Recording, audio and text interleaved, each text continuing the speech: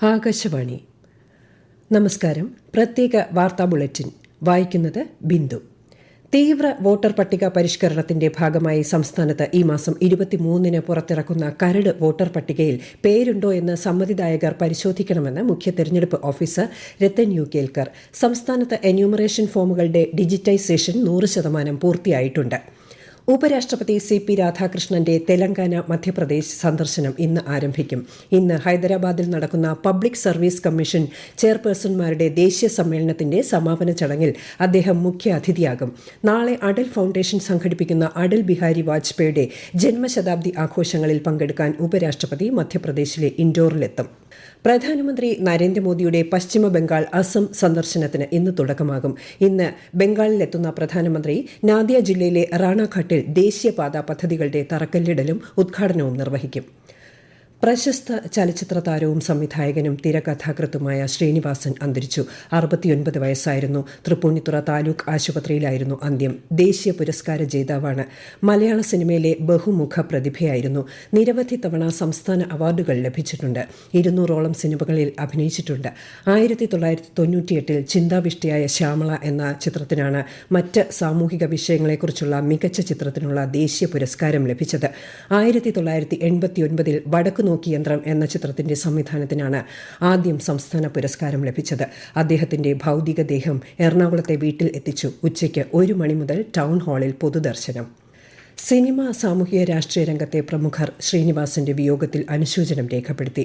മലയാള സിനിമയ്ക്ക് വീണ്ടെടുക്കാനാവാത്ത നഷ്ടമാണ് ശ്രീനിവാസന്റെ വേർപാടെന്ന് മുഖ്യമന്ത്രി പിണറായി വിജയൻ അനുശോചിച്ചു.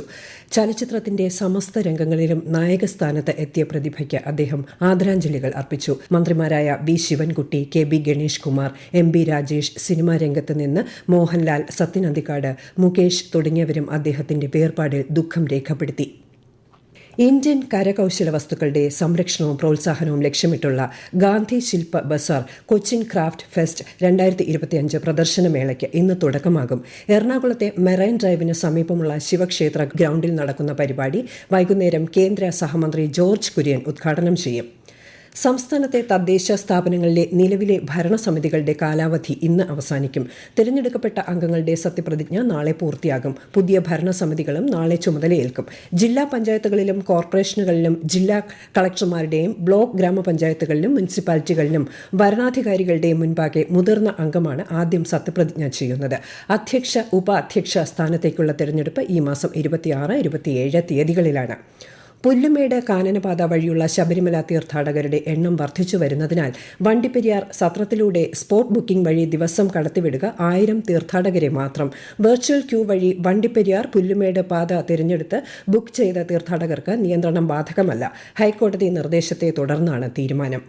വ്യാജ വാർത്തകളുടെയും തെറ്റായ വിവരങ്ങളുടെയും പ്രചാരണം തടയുന്നതിനായി ഇത്തരം വാർത്തകൾ ശ്രദ്ധയിൽപ്പെടുന്ന പൊതുജനങ്ങൾ പ്രസ് ഇൻഫർമേഷൻ ബ്യൂറോയുടെ ഫാക്ട് ചെക്ക് വിഭാഗത്തെ അറിയിക്കണമെന്ന് കേന്ദ്ര വാർത്താവിതരണ പ്രക്ഷേപണ സഹമന്ത്രി L. മുരുകൻ. വിവരം PIB വെബ്സൈറ്റ് വഴിയോ ഇമെയിൽ വഴിയോ 8799711259 എന്ന വാട്സ്ആപ്പ് നമ്പർ വഴിയോ അറിയിക്കാം. ദുബായിൽ ഇന്നലെ നടന്ന അണ്ടർ 19 ഏഷ്യ കപ്പ് ക്രിക്കറ്റിൽ ശ്രീലങ്കയ്ക്കെതിരെ ഇന്ത്യയ്ക്ക് 8 വിക്കറ്റ് ജയം.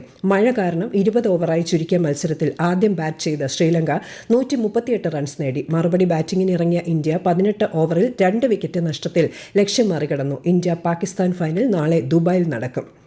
ഇന്ത്യ ദക്ഷിണാഫ്രിക്ക 2020 ക്രിക്കറ്റ് മത്സരത്തിൽ 3-1 പരമ്പര സ്വന്തമാക്കി ഇന്ത്യ. ഇന്നലെ അഹമ്മദാബാദിൽ നടന്ന 5ാമത്തെയും അവസാനത്തെയും മത്സരത്തിൽ 30 റൺസിന് ഇന്ത്യ ദക്ഷിണാഫ്രിക്കയെ പരാജയപ്പെടുത്തി. ആദ്യം ബാറ്റിംഗിനിറങ്ങിയ ഇന്ത്യ നിശ്ചിത ഓവറിൽ 5 വിക്കറ്റ് നഷ്ടത്തിൽ 231 റൺസ് നേടി. ദക്ഷിണാഫ്രിക്കയ്ക്ക് 20 ഓവറിൽ 8 വിക്കറ്റ് നഷ്ടത്തിൽ 201 റൺസേ നേടാനായുള്ളൂ. ഇന്നു മുതൽ ഈ മാസം 31 വരെ കാസർഗോഡ് ബേക്കൽ ബീച്ച് പാർക്കിൽ വെച്ച് നടക്കുന്ന ബേക്കൽ ഇന്റർനാഷണൽ ബീച്ച് ഫെസ്റ്റിന്റെ 3ാമത് എഡിഷന്റെ ഉദ്ഘാടനം ഇന്ന് വൈകിട്ട് മന്ത്രി PA മുഹമ്മദ് റിയാസ് നിർവഹിക്കും. Rajmohan Unnithan MP, H. Kunhambu MLA തുടങ്ങിയവർ പരിപാടിയിൽ പങ്കെടുക്കും. ബേക്കൽ പശ്ചാത്തലമാക്കി ചിത്രീകരിച്ച ബോംബെ സിനിമയുടെ സംവിധായകൻ മണിരത്നം, സിനിമാ താരം മനീഷ കൊയ്രാള, ഛായാഗ്രാഹകൻ രാജീവ് മേനോൻ എന്നിവർ ചടങ്ങിൽ അതിഥികളാകും.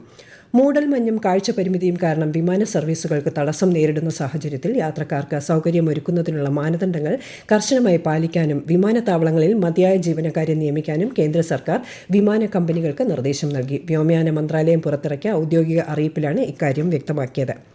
പ്രത്യേക വാർത്താ ബുള്ളറ്റിൻ കഴിഞ്ഞു. അടുത്ത വാർത്താ പ്രക്ഷേപണം 12:30.